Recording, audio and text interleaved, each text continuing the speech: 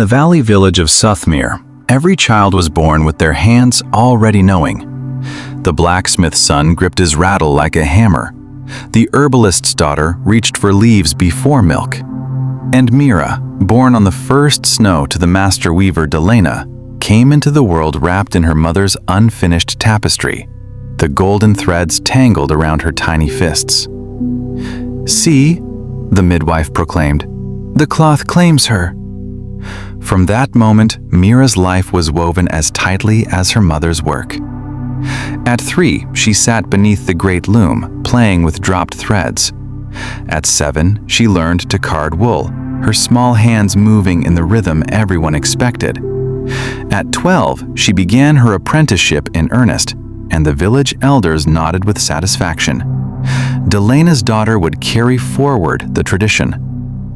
But Mira's hands, for all their supposed knowing, felt clumsy with the shuttle. While her mother's fingers danced, creating scenes of harvest and hunt, Mira's moved heavy and reluctant. She could do the work, she was competent enough, but it drained something vital from her with each pass of the thread. What her hands truly wanted, she kept secret. At night, after the day's weaving, she would slip to the woodshed and carve. Scraps of pine and willow transformed under her knife into birds mid-flight, foxes mid-leap, children mid-laugh. Her fingers flew, certain and joyful. "Idle hobby," her mother said once, finding a carved owl. "But you mustn't let it distract from your true work." By 16, Mira was weaving beside her mother, creating a tapestry commissioned by the province lord himself. The village gathered often to watch, murmuring approval. Delena's legacy lives on. The girl has her mother's gift. But Mira felt herself disappearing with each thread, becoming flatter and more patterned, less real.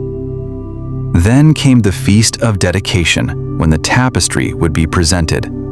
The entire village assembled. The province lord attended. Mira stood beside her mother as they unveiled the work, and the crowd gasped at its perfection. "A speech," someone called. "Let the young weaver speak." Mira's mother beamed, nudging her forward. All eyes turned to her, expecting her to accept her place, to promise to continue, to become what they'd always seen. She stood silent. Her hand found her pocket, where she'd placed a small carving, a bird with wings spread wide. "I cannot," she said quietly. Then louder, "I cannot be the weaver you expect. This work is beautiful, but it isn't mine. My hands know a different craft." The crowd's murmur rose like wind before a storm. Her mother's face went pale, then red. Mira pulled out her carving and held it up. "This is what I am. I am a carver of wood. I honor my mother's art, but it is not my art. I cannot weave my life into a pattern cut for someone else." The silence that followed was terrible. The province lord frowned. The elders shook their heads. Her mother turned away. "Ungrateful," someone muttered. "She breaks the line." The village did not forgive quickly. Her mother spoke to her in clipped sentences for months. Work was harder to find. She was no longer given the knowing nods of belonging. But she carved. In a small shed at the village edge, her hands finally moved as they were meant to. People began to come quietly, those who wanted something real rather than expected. Years later, when age had softened anger into understanding, Delena came to her daughter's workshop. She studied the carvings in silence, then touched a wooden fox with wonder.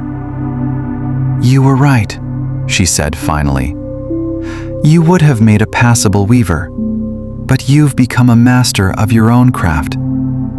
I was angry because I thought you were rejecting me, but you were only finding yourself." "I tried to be what you needed," Mira said. "I know. But what I needed was for you to be whole. Now, when children were born gripping things in their fists, the midwives learned to say, "Perhaps they're claimed, or perhaps they're just holding tight until they know their own hands."